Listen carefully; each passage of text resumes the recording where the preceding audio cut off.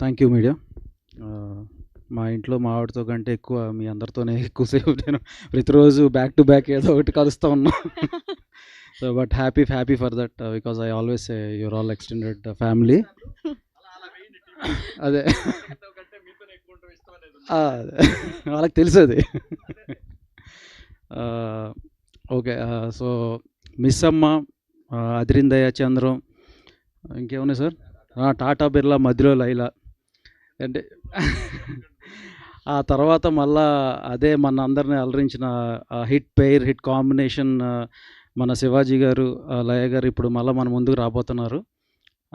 Sir నాకు కుళ్ళుగా ఉంది కొంచెం మీ ఇద్దరిని చూస్తుంటే. ఎందుకంటే ఎందుకంటే నేను అప్పుడు అప్పుడు అప్పుడు అప్పుడేదో చిన్నవాడిలా ఉండేవాడిని.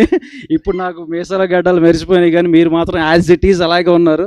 అండ్ లయ గారు నా ఫేవరెట్ యాక్ట్రెస్ ఆమె.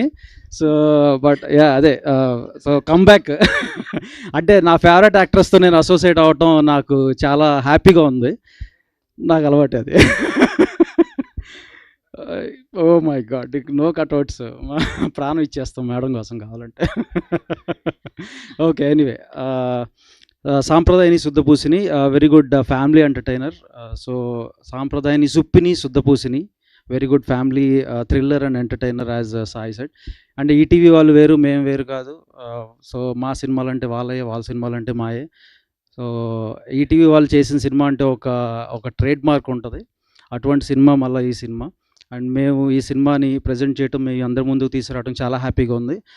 And as it is Shivaji గారు ఎరగదీశారు. అలాగే రోషన్ బుడ్డోడు క్యారెక్టర్లో చాలా బాగా చేశాడు. అండ్ మీ అందరికీ సర్ప్రైజ్ ఇస్తాడు. అండ్ ఇంకా మన లయ గారి గురించి చెప్పక్కర్లేదు. అప్పుడెప్పుడో ఆమె నందుల్ని పందుల్లా పెంచిందని చాలా చాలా చాలా చాలా వాటిల్లో చూసాము. అంటే ఆమెకి అవును సార్, ఇది ఉంది, కావాలంటే అడగండి ఆమెను. సో ఈవెన్ అంటే వర్క్ టువర్డ్ ప్యాషన్ ఎలా ఉంటుందంటే వర్క్ మీద, యూఎస్లో ఉన్నా కూడా ఆమె వాళ్ళ ఫ్రెండ్స్తో కలిసి రీల్స్ చేస్తూ ఉండేవారు, నేను ఫాలో అవుతూ ఉండేవాడిని కూడా. So but anyway, very happy that she's back and her second innings I'm hoping that it will become a great blockbuster for her. As it is ఈ సినిమా కూడా అలాగే బ్లాక్ బస్టర్ అవ్వాలని కోరుకుంటున్నాను. Thank you. Vamsi గారు, మీరు చెప్పిన సామెత మాకు కానీ బనీవాస్ గారికి కానీ అర్థం కాలేదా? నందుల్ని పందుల్లాగా పెంచింది అప్పట్లో అని అనేవారు. అంటే అన్ని నంది అవార్డ్స్ వచ్చినాయి ఆమెకు అనేది, అది చెప్పా అంతే.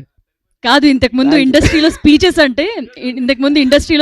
అంటే ఒకరిద్దరు పేర్లు వచ్చేవి. ఇప్పుడు ఆ స్పీచెస్ లిస్ట్ లో మీరు కూడా జాయిన్ అవుతున్నారు అనమాట. ఇంకా అదేం లేదు, ఈ రోజుకి చాలా రండి నెక్స్ట్. Thank you. ఎస్.